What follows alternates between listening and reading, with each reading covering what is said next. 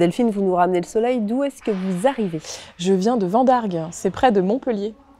Vous exercez votre profession là-bas, c'est ça? Oui, alors je suis responsable des ressources humaines chez U-Logistique.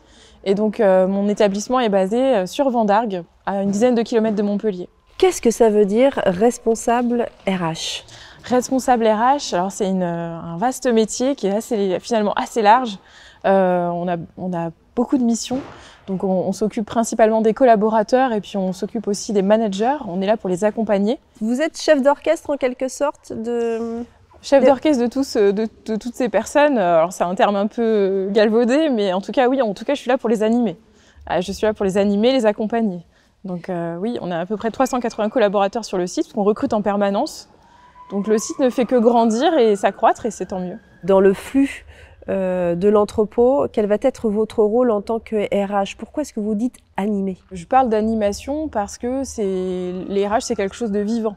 On est vraiment là, je suis là pour accompagner les gens, leur donner des conseils. On me sollicite pour plein de sujets qui sont assez variés.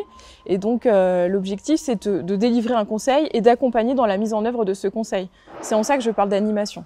Donc vous êtes là pour créer du lien et donner du lien à une politique RH. Est-ce que vous pouvez nous parler de cette politique RH? Alors, la politique RH de notre entreprise, c'est vraiment d'accompagner nos collaborateurs pour qu'ils se sentent bien déjà dans l'entreprise, qu'ils y restent et qu'ils y évoluent.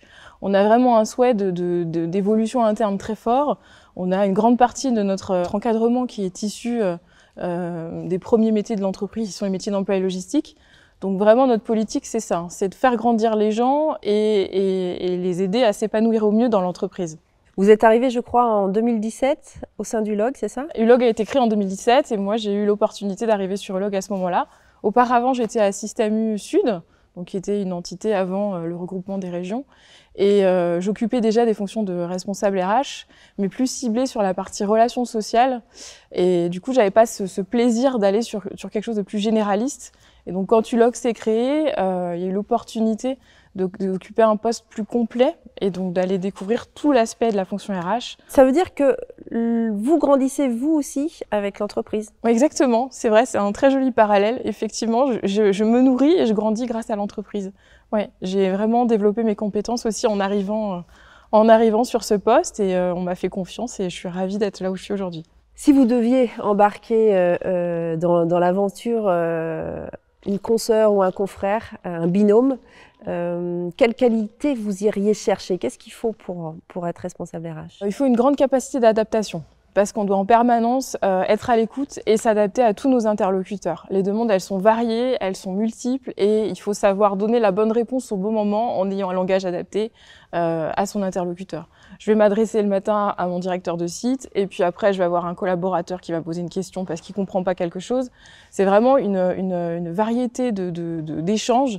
Donc pour moi, la principale qualité avec l'écoute, c'est de savoir s'adapter. Je vois une planche de surf dans le décor, ça fait partie de votre quotidien également? Alors le quotidien non, parce que mon bureau n'est pas sur la plage, mais ça fait partie effectivement de mes passions. J'ai la chance d'habiter à Montpellier. Montpellier il y a la mer à quelques kilomètres, et donc je pratique le surf. Ouais. Quelle qualité il faut pour pratiquer le surf? La plus grande qualité, c'est la patience. La patience parce qu'en fait, le surf, c'est un sport exigeant et on ne peut pas surfer quand on a envie. Il faut déjà que beaucoup de conditions soient réunies pour pouvoir le faire. Et donc, on ne peut pas se lever le matin et dire « Allez, je vais surfer » comme avec le running que je pratique aussi. Je me lève, j'ai envie de courir, je cours. Là, le surf, c'est pas ça. Moi, j'ai l'impression, Delphine, qu'il y a aussi une forme d'acuité en fait dans le surf. C'est-à-dire qu'il y a un sens de l'observation qui doit être assez fin.